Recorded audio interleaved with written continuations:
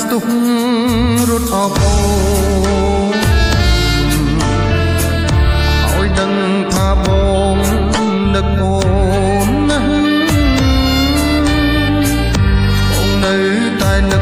កដល់រឿងចាំថ្ងៃណាបងមានឱកាសចង់ប្រាប់រឿងខ្លាំងឲ្យអូនដឹងជ្រុំបាត់ទៅលឹករើបានង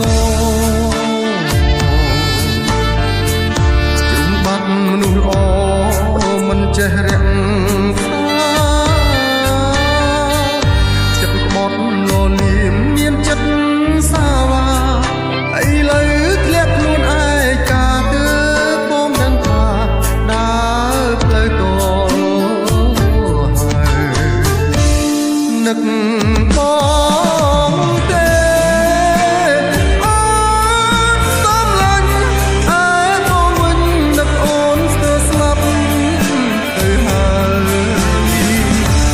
អូននៅទីណាសងសារបងអើយតើថ្ងៃណាយើងជួបគ្នាវិញ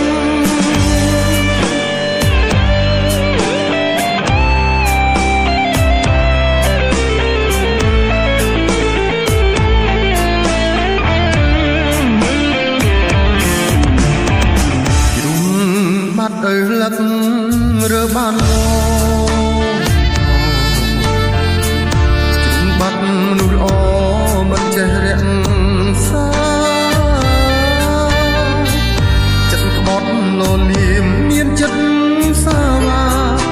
ឥឡូវធ្លាក់